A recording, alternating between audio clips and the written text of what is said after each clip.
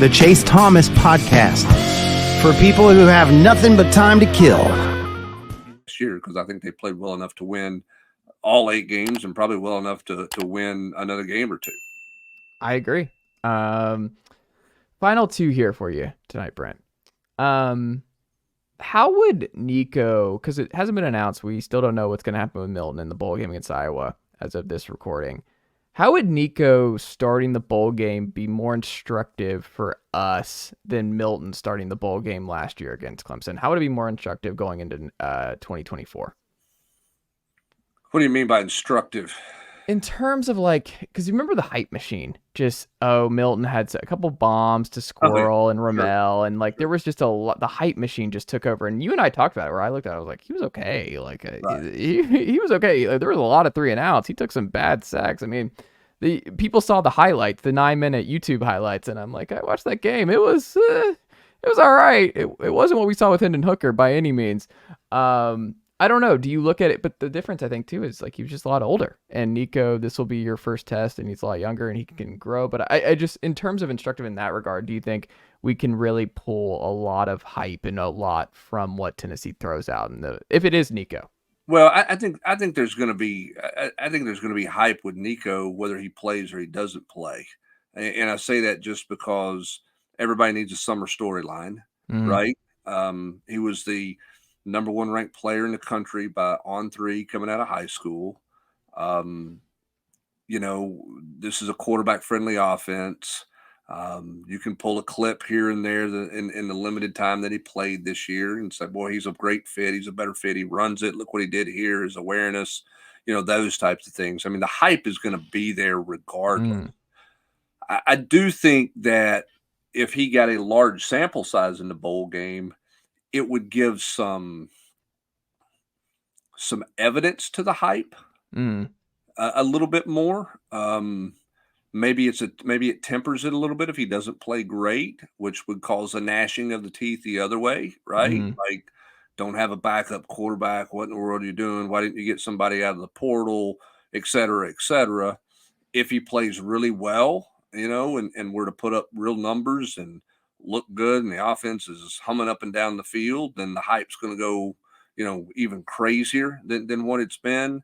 But I think you just, you want a bigger sample size. So I think the educational part of it is just the sample size that you get out of him. Like, okay, here's where he is. He's got a ton of tools, got a lot of things he can work on.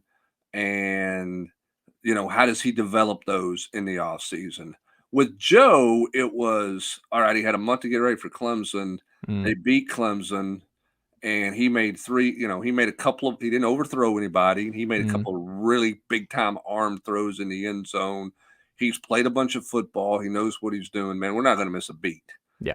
It's off and running, and that created the hype and the narrative with Joe the entire, off season, because it wasn't just a Clemson game. It was, remember, we had some ridiculous 80% completion percentage in mop-up duty or some bizarre deal. And then the Vanderbilt game, he didn't play great, but it was windy and rainy, and so you had a little qualifier on it that way. So how does he do in the Clemson game? He plays, he makes a couple of highlight reel throws that gets everybody fired up, and away you go. I think the Nico hype's going to be big all year long, all season long.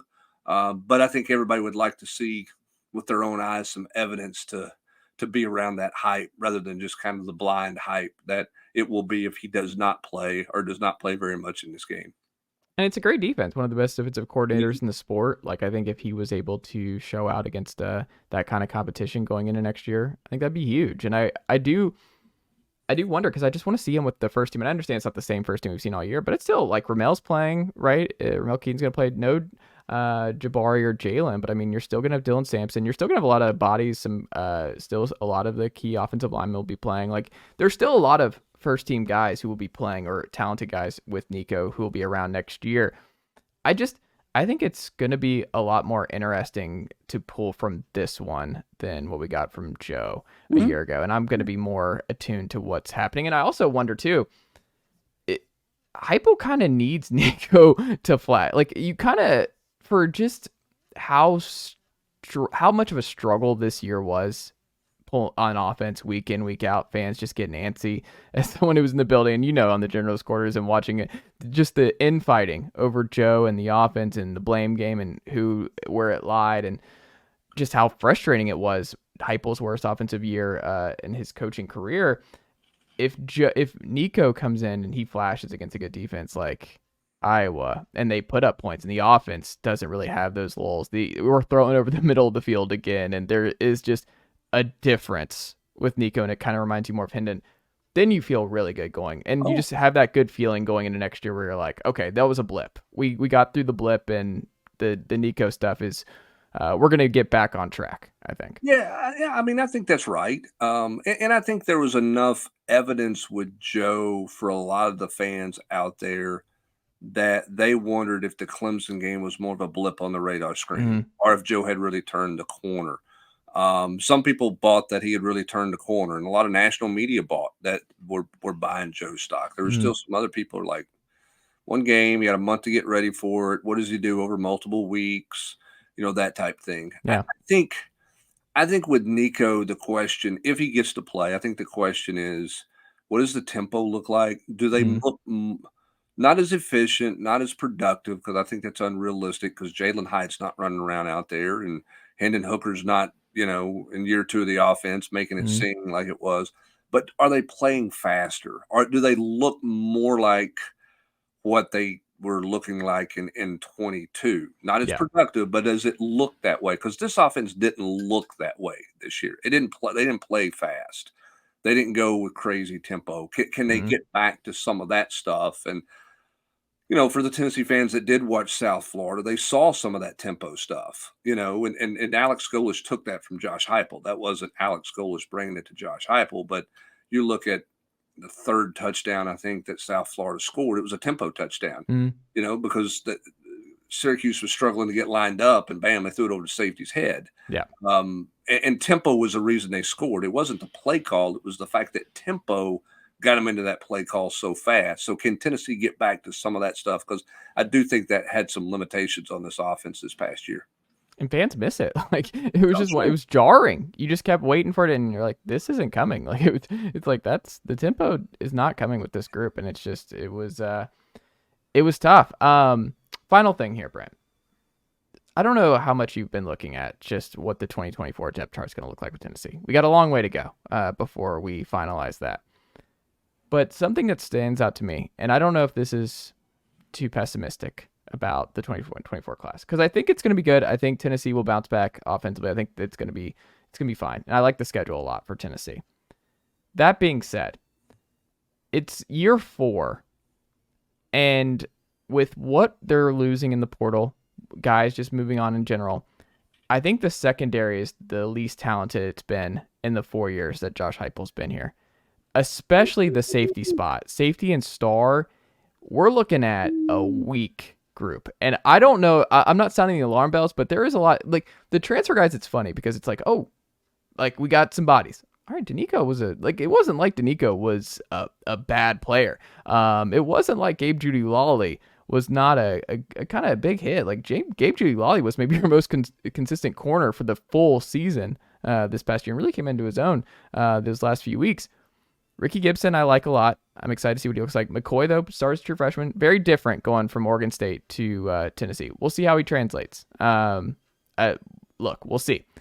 However, the safety spot, McCullough was okay. Like, McCullough had a solid season. Wesley Walker was fantastic. You lose both of those guys. I like Slaughter. I know you like Slaughter a lot. We'll see. True sophomore, if he's a starter. The MTSU kid, this is a big jump up. It was not an immediate grab for Tennessee. If he's starting, I think that's an issue. You saw a lot of Brooks down the stretch here. I mean, Jordan Thomas struggles to stay healthy. I am very worried with Tamarion McDonald also being gone here. I don't know if Tennessee fans are ready that the back end for this Tennessee secondary might be the worst we've seen in 4 years.